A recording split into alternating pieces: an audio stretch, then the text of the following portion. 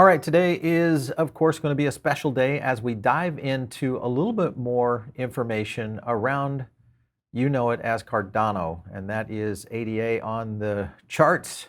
My name is Paul Barron. Welcome back here to TechPath. Of course, Cardano has had an explosive last few months with, of course, Alonzo rolling out, Charles and his team moving very quickly and adapting to a lot of the ecosystem growth. And we thought, let's get in a little deeper today on understanding kind of the ins and outs of where Cardano could be going. And joining us is Romain Pellerin, who is the Chief Technology Officer over at IOHK. Great to have you on. Great to be here. Hi, everyone. Excellent, Romain. Let's get into a little bit about kind of the current status of Cardano and just the rollouts that have happened over the past few months. How are things rolling out for you guys? What kind of big news can you tell us? I can tell you that everything is going pretty well. Since last year, approximately at the same time, we were releasing Shelley, so the proof of stake business operation, basically with the stake pool operators, SPOs, who are running the network, thousands of them. Then end of last year, we released Allegra and then Mari to introduce native assets, which is the equivalent of ERC20 on Ethereum, but in the native protocol. So there's no need of smart contract for creating your token on Cardano. So NFT were released also in Mari, February this year.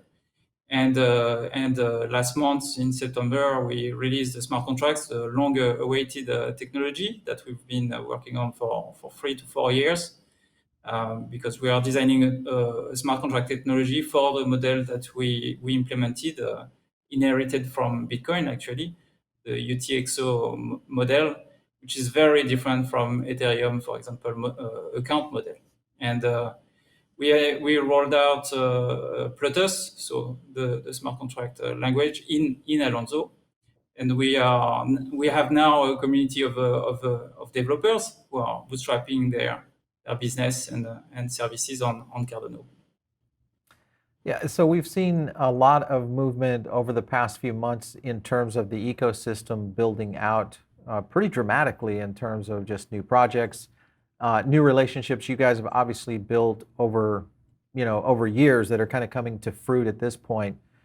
When you look at the current ecosystem, and I kind of want to throw up just the shot on screen here, just a quick one, just to our audience, a little bit about how much you guys have expanded. The one area that I'm really interested in is NFT and gaming. Can you talk to that? Because there's a ton of new partnerships and developers that are really kind of accelerating in a big way on Cardano. Where do you see that going? The NFT is very interesting trend in our industry. It's very interesting because it's pointing at ownership of an asset and a unique asset, right? In comparison to a token, which is you can represent shares of something. NFT is actually representing the ownership of one object or one content. So I think it's really interesting to see how NFTs are used to sell digital content, right? And it opens also a lot of questions about how can you tie an NFT to a real world object, and how can you prove that real world object is actually attached to that NFT and the right object, right? So it's a growing community where you have in gaming, for example, the collectible games, or where you can collect game objects or game characters, etc. Where you can have unique game objects, for example, a sword or something that Right. you collected in a game and that is only yours. And then you can have secondary market where people are trying to collect what they are looking for and sell what they want. So it's a very dynamic industry. We have a project internally that we are developing, which is called Crypto Bisons. It's a musical game where you have game characters that are animals with playing different instruments, and you can compose basically your band and try to find a band that sounds great. And basically, the NFTs can be the game characters themselves that you can create your own characters by breeding original characters, and you can also have the NFTs that are attached to the music you are creating, right? Because there's the characters and the music is also a song is unique, right? And the ownership of that song, that song, and the copyright attached to it are legal matters that we are going to research a lot also, because it's just the opening of this market, right? There's a huge trend. People are enthusiastic, but there are a lot of questions also on how to solve the intellectual property rights, digital rights management, etc. Yeah, we've seen a few companies that have been going in that direction in terms of creators, and especially in the NFT space, which is really kind of the area that is showing a lot of current promise right now for blockchain development as we continue to see the profession, or I should say the progression of companies like Axie and and many others. Illuvium we've talked about here on the show many times.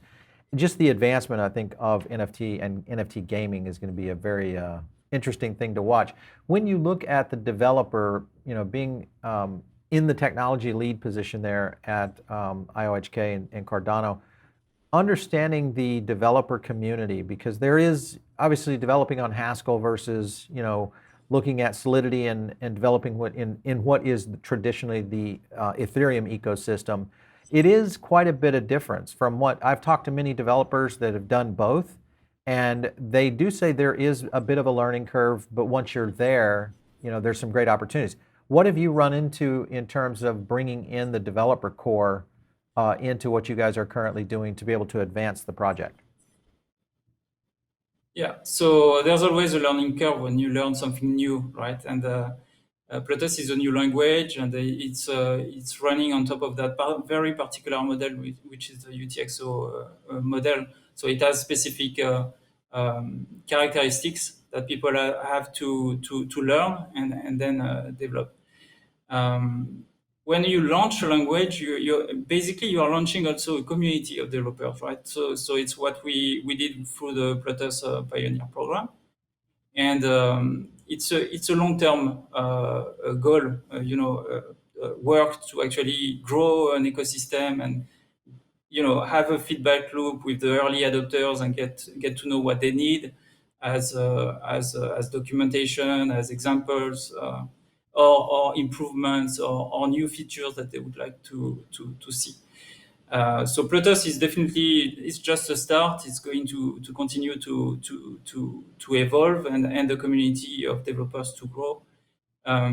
Something I really think we need to point out today is our approach with domain-specific languages. So Plutus is our equivalent to the EVM, basically, Right. the EVM virtual machine, right? And Solidity is a language on top of the EVM. And so today we have tools like the Plutus application backend that are going to simplify basically the development experience on Plutus.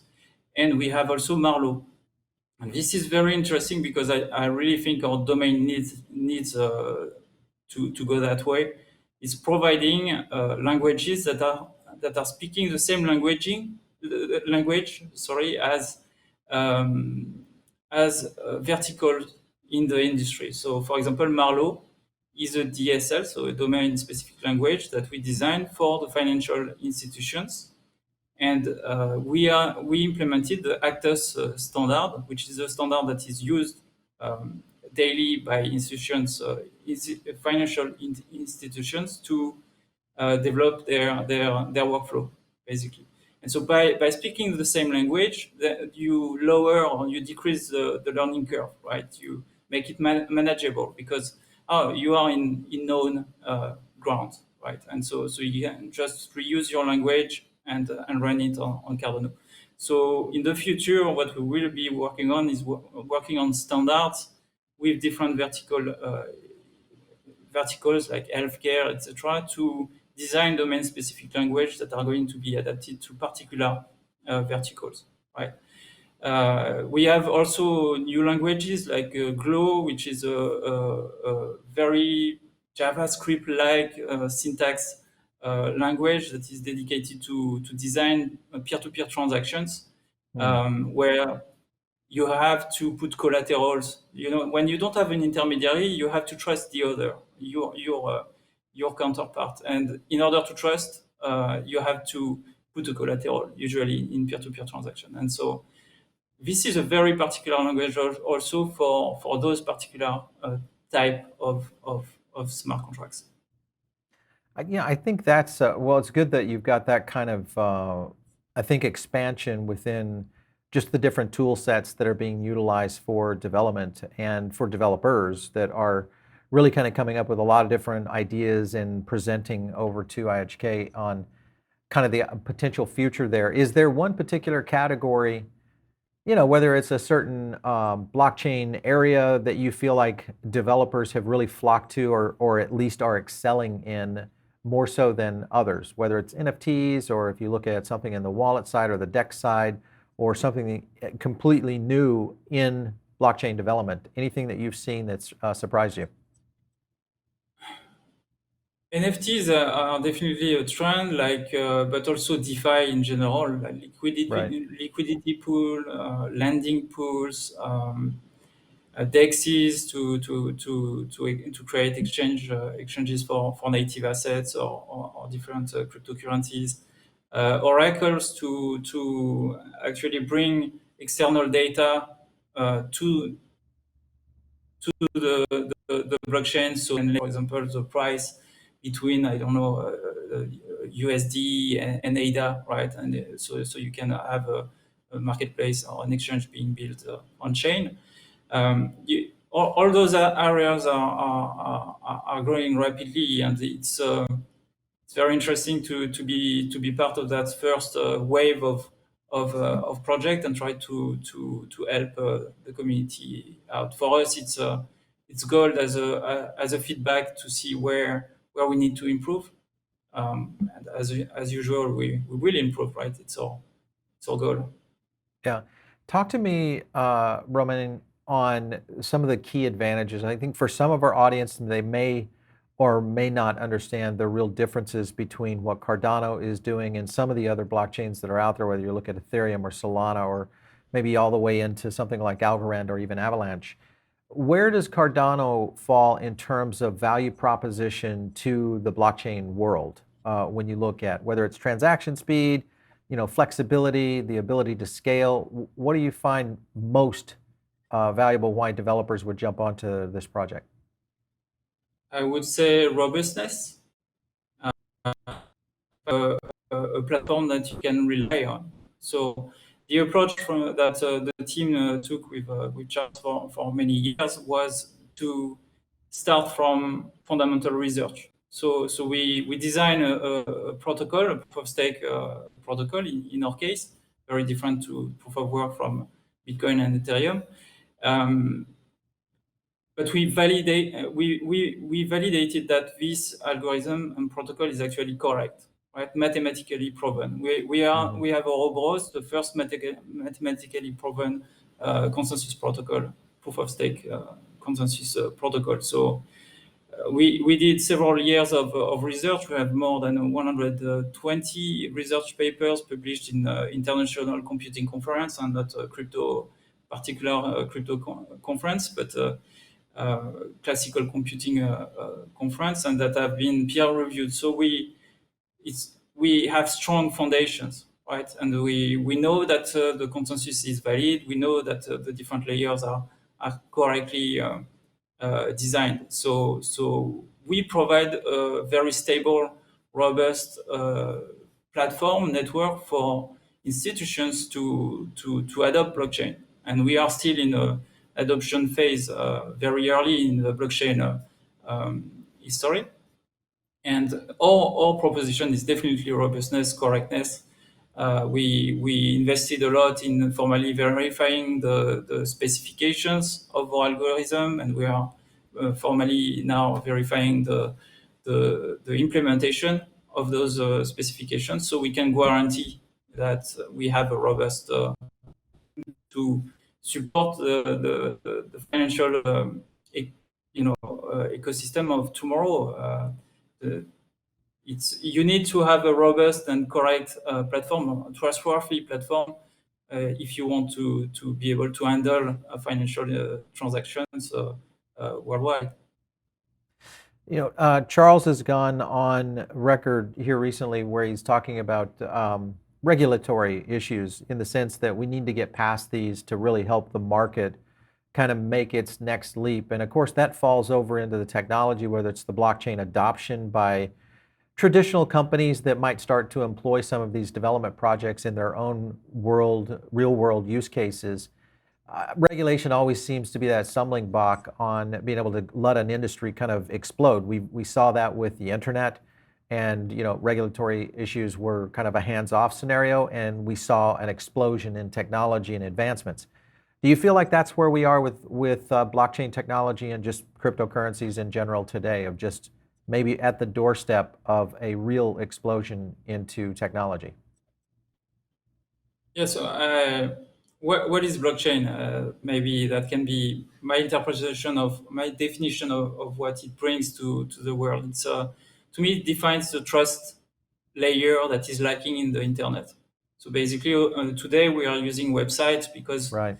and we consider they are trustworthy because there's a certificate that is provided by a central authority, a third party, VeriSign, authority, and all of those, and they are doing a great job. The problem is, worldwide, you would like to be able to trust the system without intermediaries. So that's what blockchain provides. You can identify someone, you can identify a service, you can validate that it is really the person you want to interact with that is actually sending you some content. So it's identity, it's cryptography at core, to provide that trust platform that the world needs to operate business processes across traditional legacy systems frontier, right?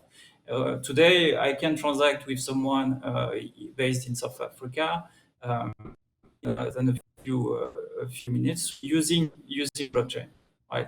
If I had to find the company through the South African registry and go get a reference and call someone, etc., to send a payment or to sign a contract, all of this is very very slow, and it doesn't scale. So blockchain provide that future trust platform that the world needs to operate.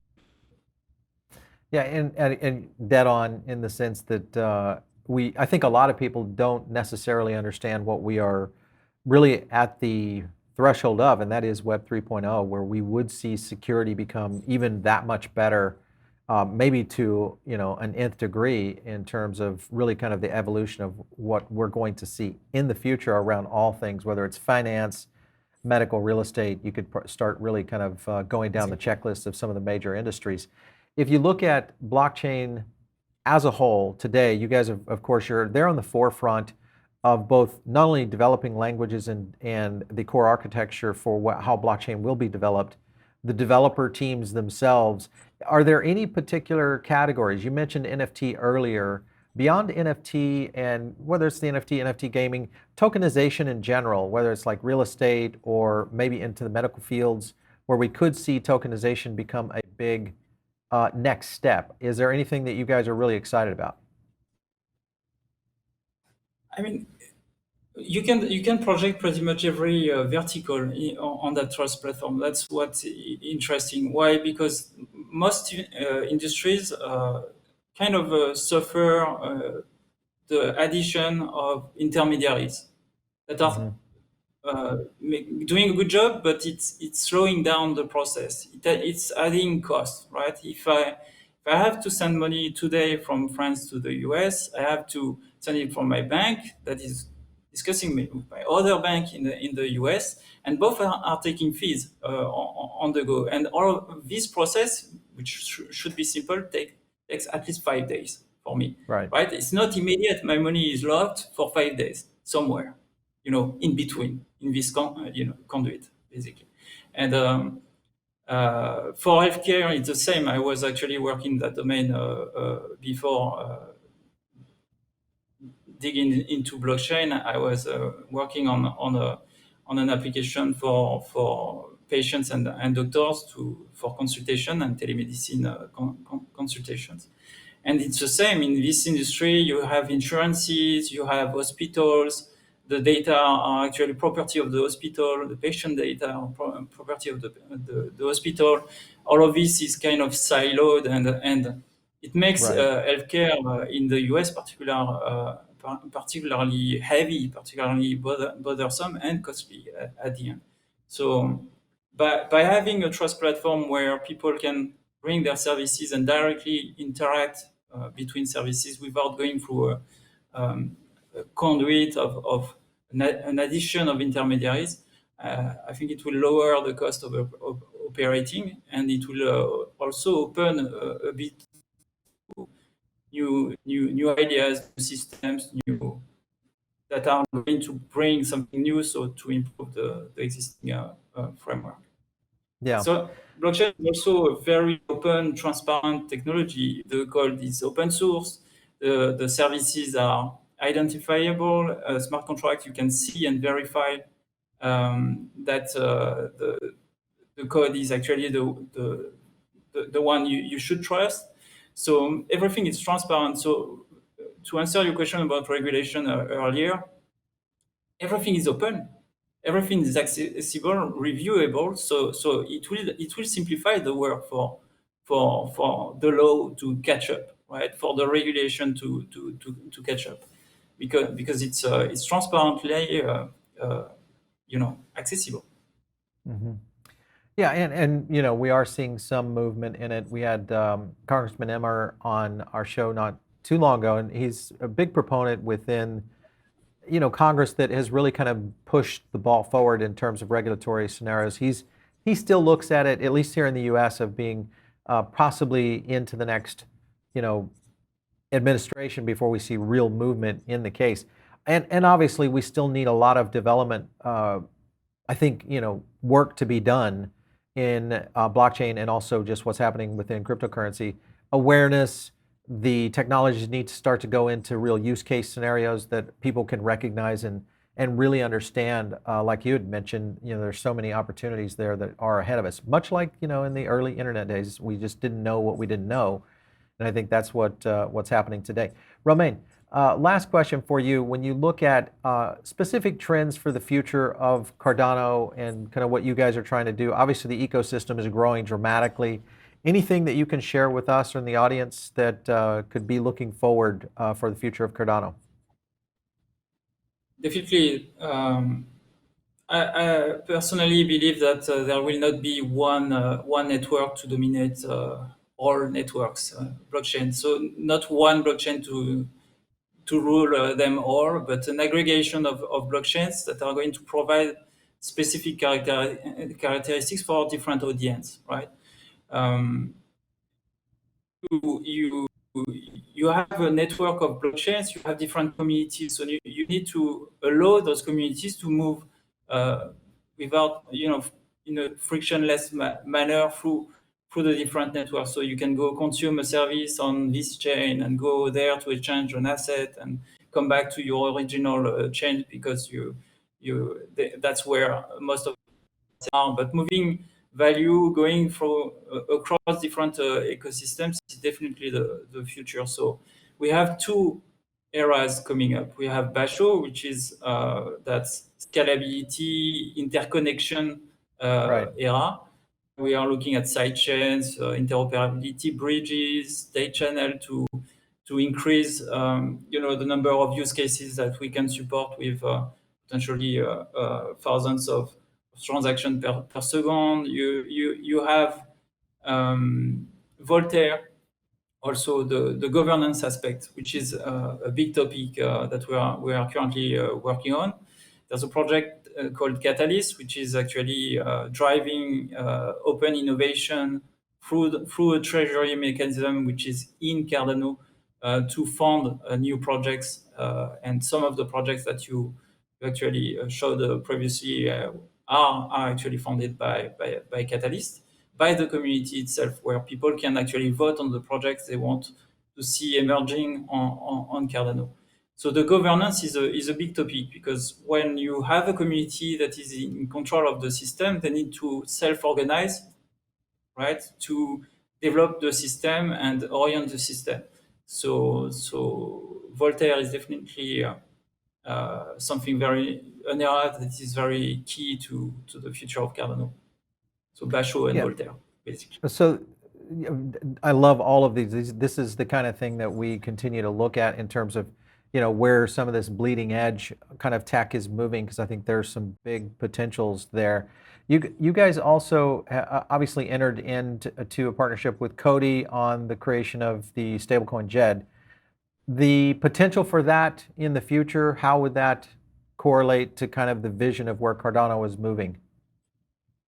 It will definitely help designing services when you have to have a fiat analogy, fiat stability, basically in your service. So when you need USD or Euro, etc., you need when you want to sell services or operate with those currencies, you need to have that on chain.